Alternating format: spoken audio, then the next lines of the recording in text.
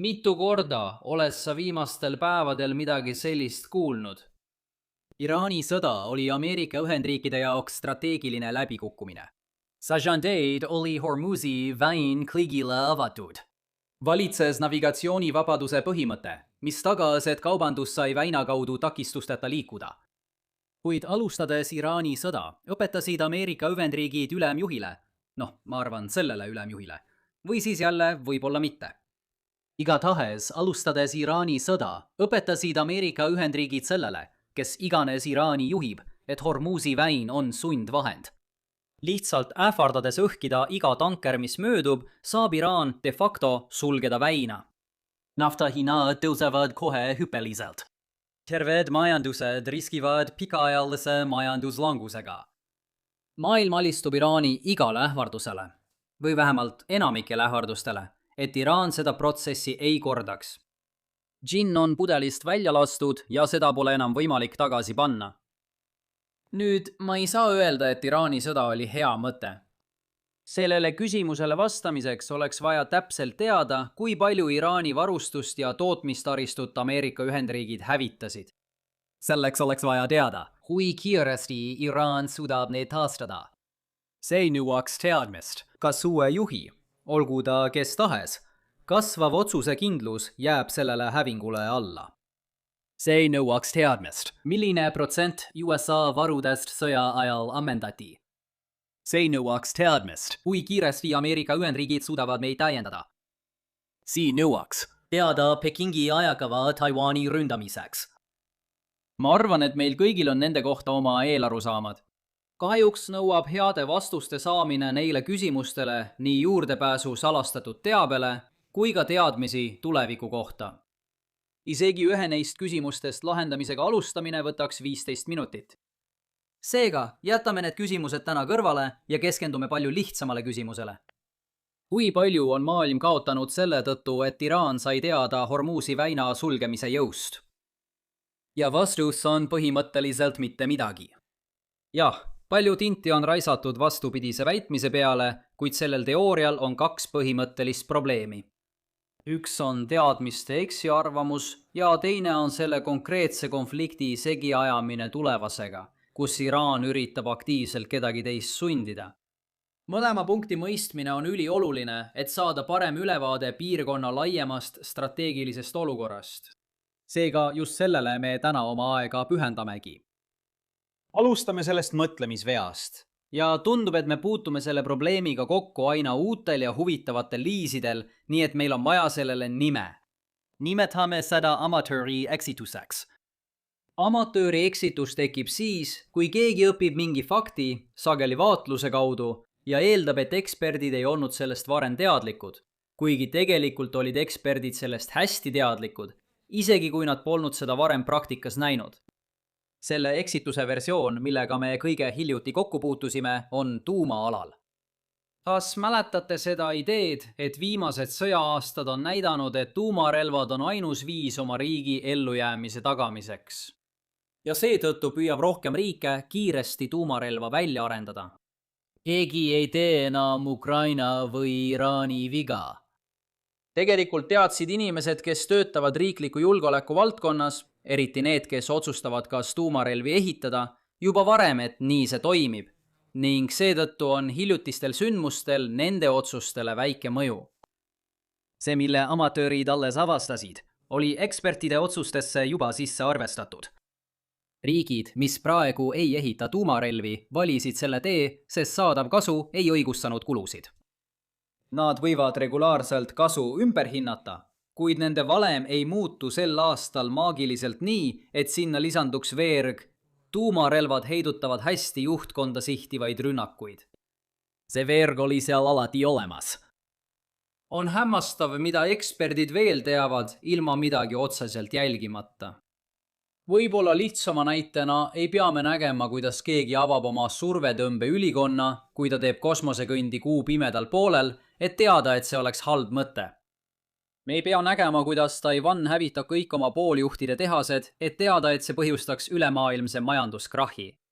Me ei pea saatma kedagi umbes 92% valguse kiiruses tähe juurde, Tao Tse, et teada, et astronaut jõuaks sinna oma vaatenurgast umbes 4 aastaga, kuid meie, kes rahulikult maal oleme, ootaksime teda 13 aastat.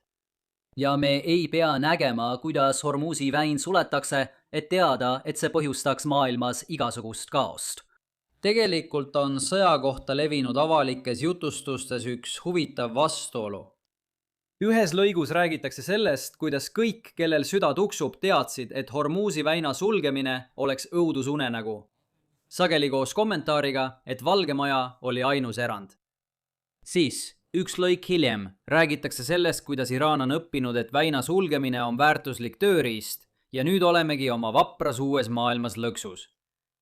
Noh, mõlemat pidi ei saa olla.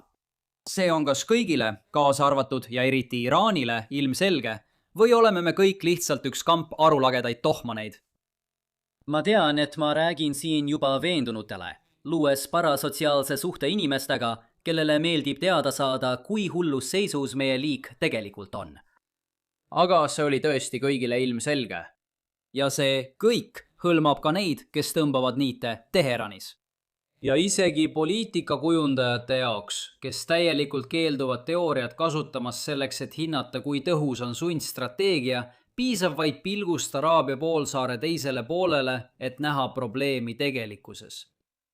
Alles umbes 2,5 aastat tagasi külmutasid Huthid, keda võiks heldelt kirjeldada kui riigilaadsed tegutsejad, laeva hõivates ja ähvardades veelgi enam teha, laevaliikluse Bab el-Mandabi väinas. Ei ole vaja tervet tuba täit Pentagoni doktorikraadiga eksperte, et mõista. Kui Iraanist relvi sõltuv ülistatud relvarühm suutis laevaliikluse peatada, siis suudaks Iraan seda sama teha veelgi lihtsamalt. On põhjus, miks me ühiselt nimetame Hormuzi sulgemist tuumaoptsiooniks. Keegi meist ei tohiks olla üllatunud, et väina sulgemine tooks kaasa olulise tagajärjed kogu maailmale. Kokkuvõttes oli Iraan alati suuteline Hormuzi sulgema. Kellelgi Teheranis ei tulnud see geniaalne idee äkitselt 28. veebruaril pähe, et siis hakata mõtlema, kuidas seda erinevates uutes tingimustes rakendada. Pigem võtsid Iraani sõjaväe planeerijad lihtsalt selle plaani riiulilt tolmu alt välja ja see pannakse pärast selle sõja lõppu jälle tagasi. See on plaan, mille Iraan võib tulevikus riiulilt uuesti võtta, kuid see jääb kasulikuks vaid piiratud tingimustel.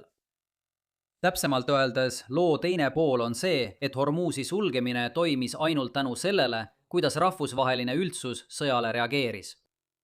Kui sa ütleksid maailma tarbijatele, et homme tõusevad gaasihinnad 25%, siis ma arvan, et nad vihastaksid süüdlase peale.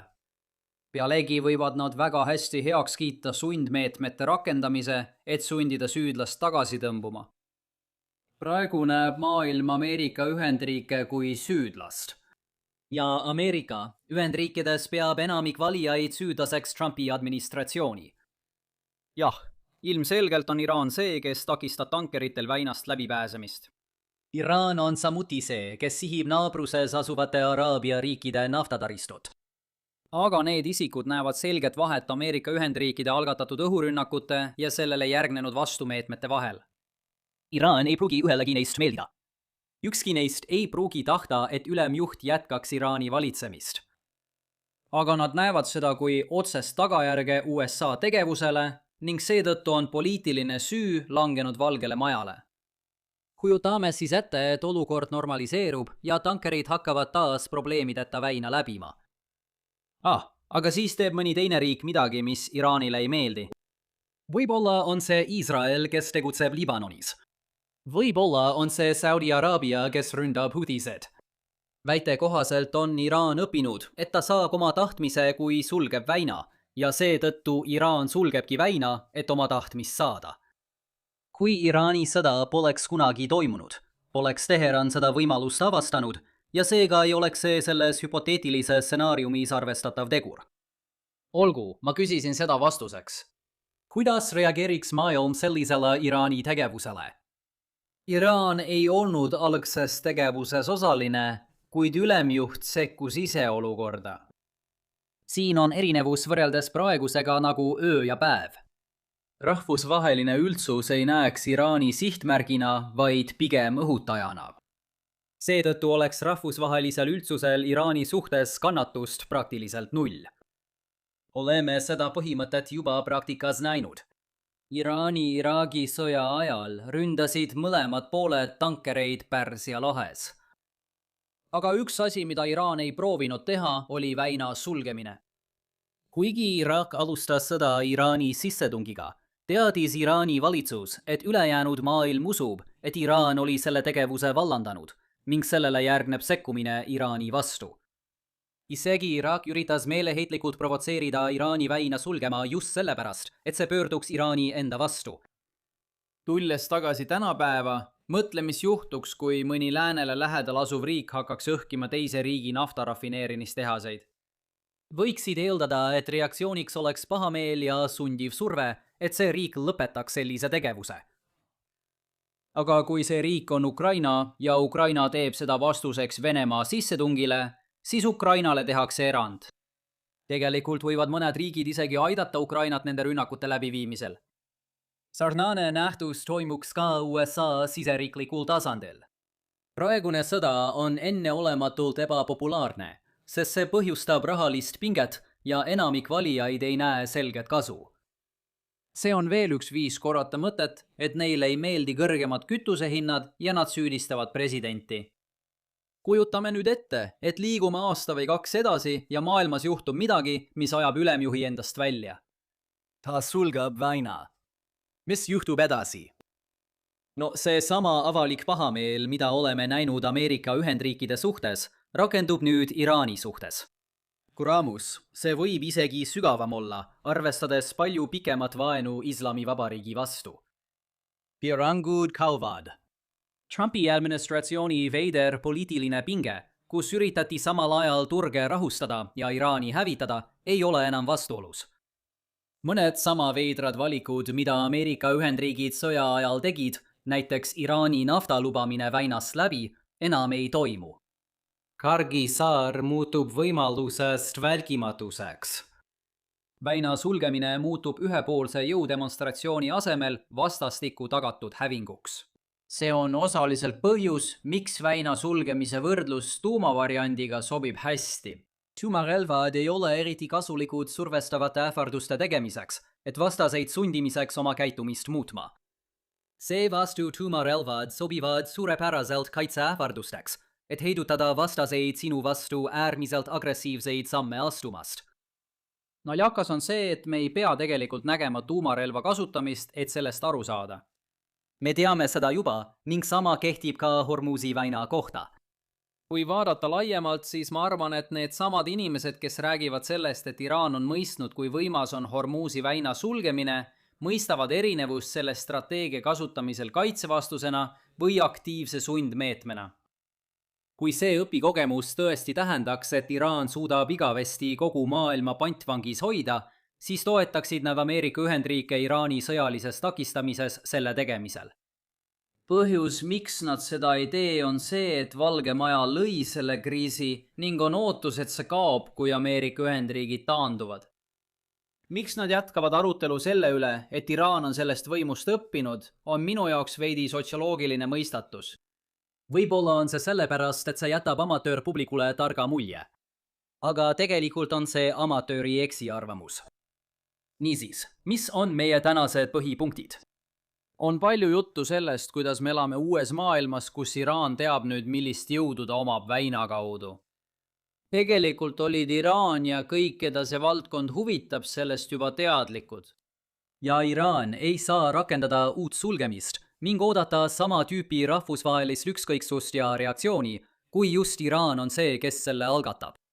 Aga võite oodata minu tavapärast lõppu sellele. Veel üks päev küsimusega, kas see on sõda või ei ole see sõda. Hoidke pidu käimas, sirvides minu laiema Lähis-Ida konflikti esitusloendit. Ja kui teile tänane video meeldis, siis palun pange like, jagage ja tellige kanal ning kohtume juba järgmisel korral. Hoidke end!